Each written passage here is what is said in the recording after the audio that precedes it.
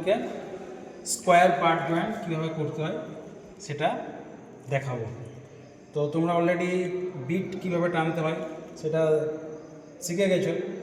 তো জয়েন্ট আশা করি আর করা কোনো প্রবলেম তোমাদের হবে না। তো প্রথম আমরা আজকে স্কোয়ার পার্ট জয়েন্ট করব। তো স্কোয়ার পার্ট জয়েন্ট করার আগে আমরা অলরেডি এই দুটো এমএস প্লেট 150 ইন্টু 100 আর এর থিকনেস হচ্ছে 6 mm, ঠিক আছে? তাহলে 150 ইন্টু 100 ইন্টু 6 mm মেজারমেন্টে আমরা প্লেটগুলোকে কাটিং করে নিয়েছি এবং ফাইলিংও করে নিয়েছি। অলরেডি আমাদের প্লেটগুলো ওয়েল্ডিং করার জন্য রেডি। তো এবার আমাদের যেটা কাজ হচ্ছে, আমরা ওয়েল্ডিং টেবিলে যেহেতু আমরা স্কোয়ার পার্ট জয়েন করব এবং এটা করব আমরা ফ্ল্যাট বা ডাউন হ্যান্ড পজিশানে, তো সেই জন্য আমরা স্কোয়ার পার্ট জয়েন্টের পজিশন অনুযায়ী, ফ্ল্যাট পজিশন অনুযায়ী আমরা প্লেট দুটোকে পাশাপাশি বসিয়ে নিলাম। এরপর আমাদের যেটা কাজ হবে, প্লেটগুলোর মধ্যে একটা গ্যাপ রাখা, যেটাকে বলা হয় রুট গ্যাপ। এই রুট গ্যাপটাকে অ্যাডজাস্ট করার জন্য আমরা যে ইলেকট্রোড, অর্থাৎ আমরা ওয়েল্ডিংটা করব 3.15 ডায়া ইলেকট্রোডে, তো সেই 3.15 ডায়া ইলেকট্রোডের যেটা কোর ওয়্যার আছে, সেই কোর ওয়্যারটাকে বসিয়ে পরে আমরা প্লেট দুটোর মাঝে রেখে আমরা রুট গ্যাপটা মেনটেনেন্স করে নেব। এই আমাদের রুট গ্যাপ মেনটেনেন্স হয়ে গেল। এবার আমার কাজ হবে মেশিন সেটিং করা। আমি পাওয়ার অলরেডি অন করে রেখেছি।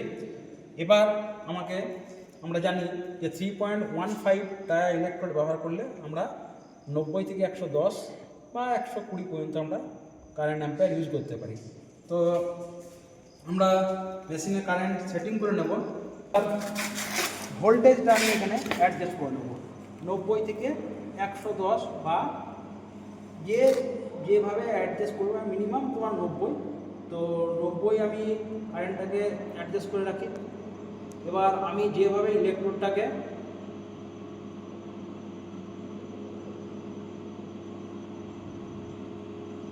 বেশ 92-93 হয়ে আছে, কন্ট্রোল করতে পারবো যখন ইলেকট্রোডটা আমি জ্বালাবো, সেই পরিমাণ ভোল্টেজটাকে আমি অ্যাডজাস্ট করে কাজটা করব। তো তোমাদের মধ্যে থেকে একজন বুদ্ধদেব, তুমি এই জয়েন্টটা করো। তো এরপর কি করবে, তুমি প্রথম ট্যাগ করবে। ট্যাগ করার কারণটা হচ্ছে যাতে প্লেটগুলো আমার নড়ে না যায়। হ্যাঁ, আর রুট গ্যাপটা নড়ে গেলে কী হবে, রুট গ্যাপটা তোমার নড়ে যাবে, কম বেশি হয়ে যাবে। তাহলে ফার্স্ট আমাকে কী করতে হবে, ট্যাগ করতে হবে।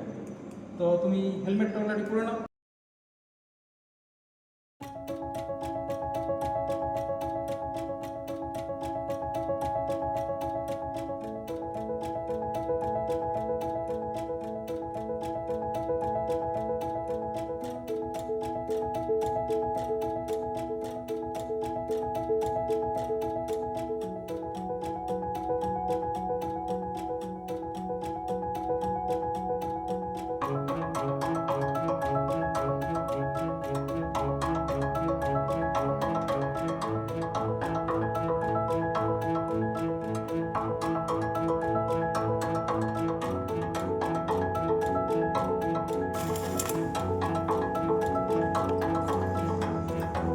টানা একদম ওয়েল্ডিংটা হয়ে গেছে।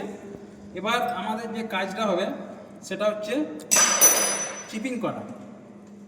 একটু জবটা ঠান্ডা হয়ে গেলে আমরা চিপিং করব। বেশ, এবার তুমি চিপিং করো।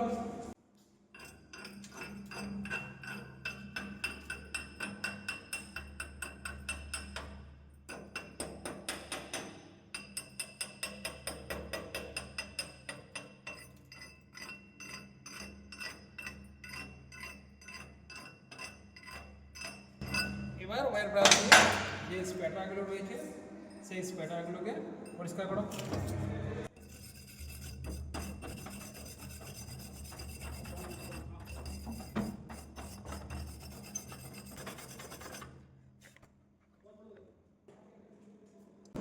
বেশ, বুদ্ধদেব খুব সুন্দর ওয়েল্ডিংটা করেছে। আমাদের square part joint already complete. এবার যেটা দেখার আমাদের দেখবো যে কোনো এর মধ্যে ওয়েল্ডিং ডিফেক্ট এসছে কিনা। তো আশা করে এখানটাতে জাস্ট একটু আন্ডারকাট এসেছে, ঠিক আছে। তো এটা আন্ডারকাটটা আসার কারণ ভোল্টেজটা তুমি ঠিক অ্যাডজাস্ট করে নেবে, ঠিক আছে, একটু ঠিকভাবে অ্যাডজাস্ট করবে। এখানে একটা আন্ডারকাট এবং একটু ব্লো হোল একটু এসেছে। এবার দেখে নেবো আমাদের পেনিট্রেশনটা কেমন হয়েছে। আমাদের খুব সুন্দর পেনিট্রেশন হয়েছে, ওতে ওয়েল্ডিংটা খুব সাকসেসফুলি একটা স্কোয়ার পার্ট জব কমপ্লিট হয়ে গেছে।